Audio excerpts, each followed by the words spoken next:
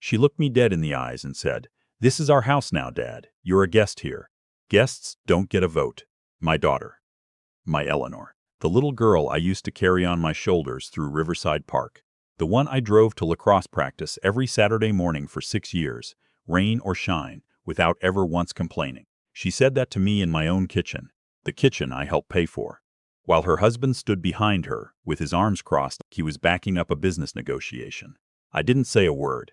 I just set down my coffee cup, very slowly, and walked back to my room. That was a Tuesday in October. By Friday I was gone. But I'm getting ahead of myself.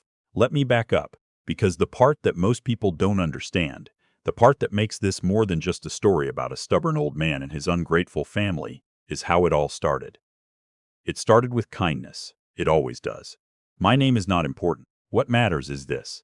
I'm 67 years old. I spent 31 years as a structural engineer. I retired early, and when my wife Sandra passed away from pancreatic cancer 4 years ago, I was left alone in a 4-bedroom house in Tucson with more quiet than I knew what to do with. Sandra was the one who kept the house alive. She was the one who remembered birthdays, who made Sunday dinners feel like events, who called Eleanor every single week just to talk. After Sandra died, the house didn't feel like a home anymore. It felt like a museum of things that used to matter. Eleanor called me about 6 months after the funeral. She and her husband, I'll call him by what he was, which is a man who never once looked me in the eye when he shook my hand. They had just bought a place in Gilbert, Arizona. Bigger than they could comfortably afford, which I knew because Eleanor had always shared too much about their finances with me, and not enough with herself. They had 2 kids, a 9-year-old boy and a 6-year-old girl, my grandchildren, the 2 best things those 2 people ever did. Eleanor said, "Dad, why are you rattling around that big house alone? Come stay with us for a while. The kids miss you. I miss you. I want to be honest with you. I was lonely. Not the kind of lonely where you want noise and company every minute. I'm an introvert by nature. Always have been. But the kind of lonely where you wake up at 2 in the morning and there's no one in the world who would notice if you didn't wake up at all. That kind of lonely is different. It gets inside you." So I said yes. I sold the Tucson house.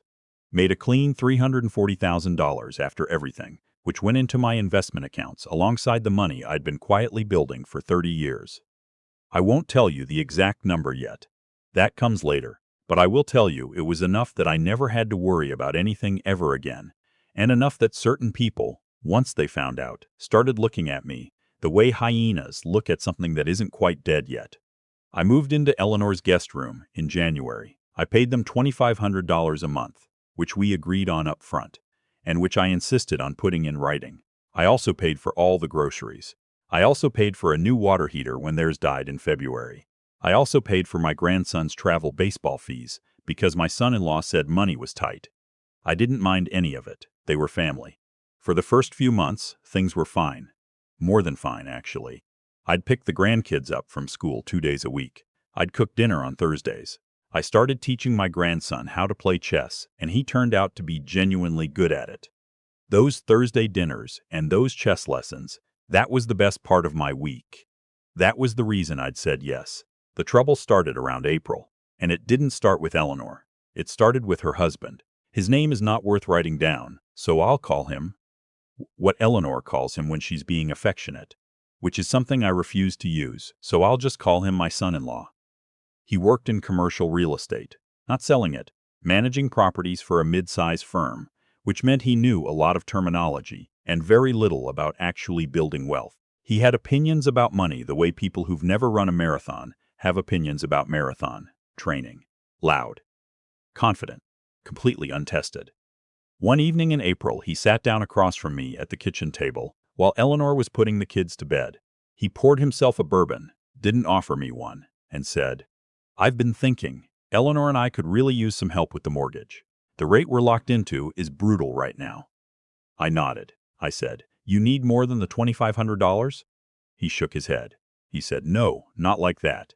More like an investment. You put in, say, $80,000 toward the principal, it lowers the payment, helps us breathe. You'd basically be buying equity in the house." I looked at him for a long moment. I said, "I'd want something in writing if I did that. Something that protects my interest in the property." He laughed. Not a mean laugh, just a dismissive one. He said, Dad, we're family. We don't need lawyers between us. I said, I'll think about it. I didn't do it. And I noticed, in the weeks after that conversation, that his warmth toward me dropped about 15 degrees. Small things. He stopped saying good morning. He started making little comments at dinner about how the house felt crowded. He started calling the guest room the in-law suite, in a tone that made it sound like a complaint. But Eleanor still seemed happy. She was working part-time as a dental hygienist. The kids were thriving, and I told myself that maybe I was reading too much into her husband's mood. Men get stressed. I know that. I'd been stressed plenty in my own marriage. Then came July, and everything changed. Eleanor found the statement. I'd left a quarterly brokerage statement on the kitchen counter. Rookie mistake.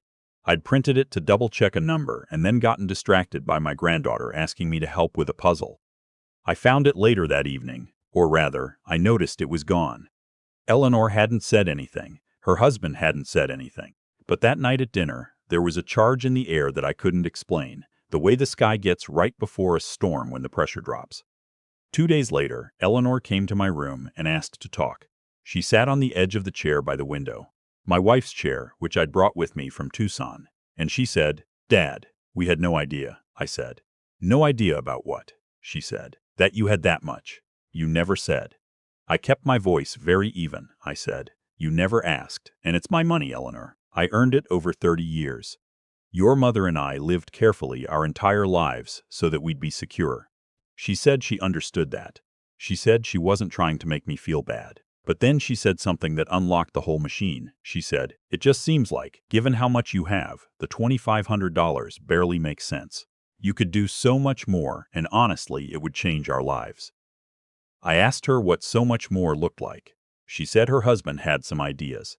I'll spare you the full conversation, because it went on for a long time, and most of it was her husband talking while Eleanor nodded. The ideas included paying off the mortgage entirely, $310,000 remaining, funding a college account for both kids at $100,000 each, and investing in her husband's plan to start his own property management company, which he estimated needed $150,000 in startup capital. All told, somewhere north of $660,000 to start. I sat and listened to all of it. When he was finished, I said, I need some time to think. He said, of course. No rush. But there was rush. That much became clear over the next 3 weeks. The temperature in that house dropped steadily. My son-in-law started making pointed comments about carrying extra weight and how some people coast while others grind. Eleanor stopped meeting my eyes at breakfast. The grandkids, who noticed everything, got quieter around the dinner table. One Sunday afternoon in August, my granddaughter climbed into my lap while I was reading on the back porch. She was 6. She said, Grandpa, are you going to have to move away? I said, why do you ask that, sweetheart? She said, Mommy and Daddy were talking, and Mommy said maybe it was time for you to find your own place. I kept my face completely still. I said, we'll see, baby. I went inside and found Eleanor in the kitchen. I said, I'd like us to talk tonight, just the two of us. She said, I'm tired tonight, Dad. Can it wait? That's when I knew. When someone stops being willing to talk, it means the decision's already been made. It came 2 weeks later. A Sunday night in September. The kids were in bed. My son-in-law poured himself that same bourbon. I'd started to think of it as his ritual for difficult conversations. And Eleanor sat down next to him at the table. He spoke first. He said, We've given this a lot of thought. We love having you here, but Eleanor and I feel like this arrangement has run its course. We think it's best if you start looking for your own place. You've got the resources. There's no reason to wait. I looked at Eleanor. She was looking at the table. I said, Eleanor, look at me. She did. Her eyes were wet. Not with grief, I didn't think. With something more complicated than grief. Maybe shame, maybe relief. I'm still not sure, I said. Is this what you want? She said. I think it's for the best, Dad. I said, okay. I folded my hands on the table. I'll need 30 days, he said. We were thinking 2 weeks would be. I said 30 days. That's what our agreement says. Because it did. I'd had the foresight to write that in. 60 days notice required on either side. Reduced to 30 by mutual consent. He hadn't read it carefully enough. Or maybe he'd read it and assumed the old man wouldn't hold them to it. He backed down. They gave me 30 days.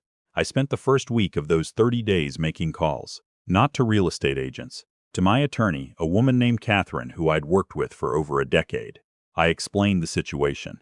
She said, very calmly, "Good. Let's document everything." We documented the 2,500 Munmore, which was in the written agreement. We documented the grocery spending. I had 2 years of receipts because I keep everything. We documented the water heater, the baseball fees, every payment, every Venmo, every check. Then Catherine said something interesting. She said the $2,500. Was it ever characterized as rent or as a loan contribution? I said the agreement says monthly household contribution. She said ambiguous, good for us. What Catherine helped me understand was that under Arizona law, given the written agreement, the money I'd paid could reasonably be argued as a contribution toward the household's maintenance costs with an expectation of long-term residency. Meaning, if I was being pushed out before any natural end of the arrangement, there was an argument for partial recovery. Not a slam dunk, but enough to send a letter that would land with appropriate weight. I also made another call. To my financial advisor, a man named Robert, who had been managing my accounts since I was 42. I told him what was happening. He wasn't surprised. He'd seen variations of this story before, he said. He helped me restructure certain assets, moved things around, updated beneficiary designations, made sure everything was airtight. I also updated my will. I'll be direct. I removed Eleanor from the primary beneficiary position. I set up an irrevocable trust for my 2 grandchildren. Each would receive a substantial amount when they turned 25, managed by Catherine's firm until then, completely inaccessible to their parents. Eleanor and her husband would receive nothing directly, not because I hated my daughter, but because I was not going to fund the life of a man who looked at me and saw an ATM with a pulse. I also wrote 2 letters. The first was a warm, simple note to my grandkids that Catherine would hold until they were old enough. I wanted them to know, when they read it someday, that their grandfather loved them completely and had thought of them at the end of all of this. The second letter went to Eleanor and her husband. Catherine delivered it on the day I moved out.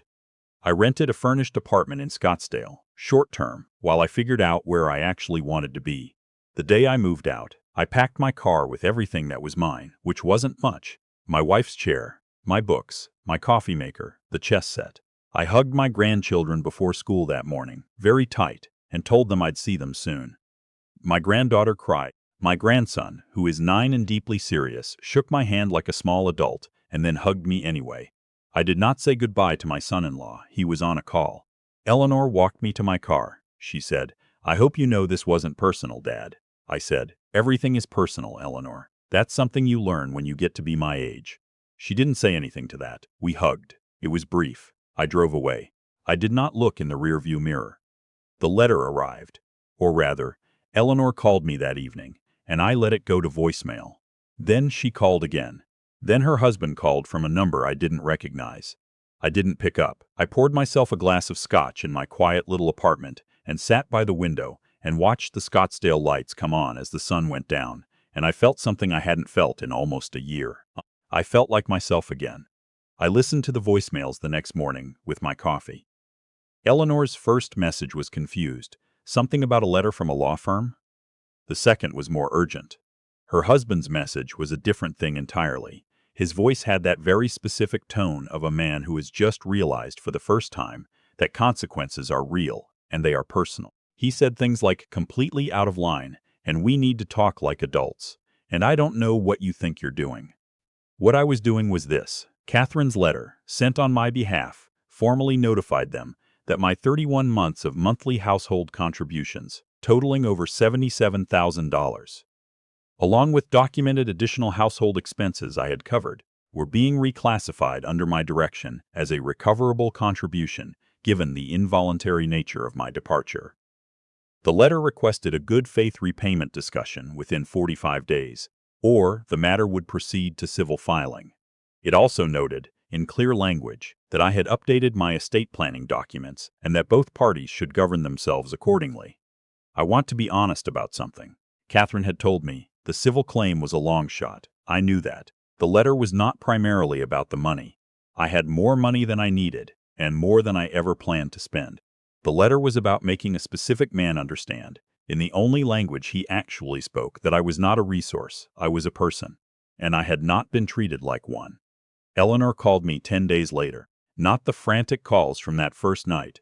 This was different. Quieter. She asked if we could meet for coffee.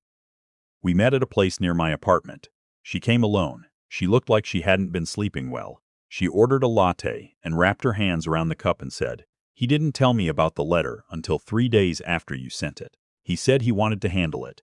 I said, "Did he handle it?" She let out a breath that sounded like it had been held for weeks. She said, "No." He panicked. He called his brother. He called some guy he knows who did 1 semester of law school. She stopped herself. "Dad, I owe you an apology. A real one." I waited. She said, "I let him talk me into things I knew weren't right. The way we handled this summer. The way I let him talk to you. The way I—" Her voice caught. "You were so good to my kids. You are so good to my kids. And I let him make you feel like a burden. I'm ashamed of that. I'm not going to tell you that everything healed in that coffee shop. It didn't. There's a specific kind of hurt that comes from watching your child choose poorly, and it doesn't dissolve over a latte and an apology, no matter how genuine the apology is." Eleanor was genuine. I believed that. But I also knew that she was going home to the same man, and that man was not going to change because his plan had failed. I told her I loved her. I told her I was not interested in punishing her. I told her I wanted to see my grandchildren, and that I hoped she would support that, not because I was holding anything over her, but because those kids deserved a grandfather who showed up for them. She said yes. She promised, and to her credit, she has kept that promise. We worked out an informal arrangement through Catherine, not because things were adversarial, but because I'd learned, expensively, that handshakes and good feelings are not documents. I see the grandkids twice a month. We've had Sunday dinners, just me and Eleanor, and the kids, at a restaurant we've all started to like. My son-in-law does not attend. That was his choice, not mine, but I'll admit it makes the dinners a good deal more pleasant. The civil matter was resolved quietly. He paid back $21,000. Not the full amount I'd documented, but a number Catherine said was fair given the complexity and the cost of pursuing more. The money went directly into my grandchildren's trust. He doesn't know that. I thought it was appropriate. I eventually found a place I actually wanted to live. Not in Gilbert. Not in Tucson, though I'll always love that city. I bought a small house in Prescott, up in the high desert where the summers don't try to kill you. And the sky at night is the kind of dark that makes you remember how big everything is. It has a good porch and a guest room for when the grandkids come stay. I, also on the advice of a woman I met in my building in Scottsdale, who volunteers at the local shelter, adopted a dog. He's a 4-year-old hound mix named Biscuit, and he has approximately 0 useful skills and an absolutely tremendous amount of enthusiasm for being alive. He sleeps at the foot of my bed and he greets me at the door like I've been gone for years every single time I come home from the grocery store. I had forgotten what it felt like to be greeted like that. I'm not angry at Eleanor. I want to be clear about that. Anger is a thing you carry, and I've spent enough of my life carrying things that weren't mine to carry. I'm sad about some of it. I'm grateful for more of it than I expected to be. I'm clearer, at 67, about what I'm worth. Not in dollars, though I know that number precisely, but in terms of what I deserve to have in my life and what I'm willing to accept. I'll tell you one more thing, because I think it's the part of this story that actually matters. Last month, my grandson beat me at chess for the first time. We were on my porch in Prescott, Biscuit asleep between our chairs, the afternoon light doing that thing it does in the high desert where everything turns gold and slow. He made a move I hadn't seen coming, a knight sacrifice that opened up the board completely, and then he looked at me with this expression that was trying very hard not to be a grin and absolutely failing. I tipped over my king. I said, "Well, I think my work here is done." He laughed. Real, unself-conscious, 9-year-old laughter. Biscuit woke up and looked at us both like we'd lost our minds.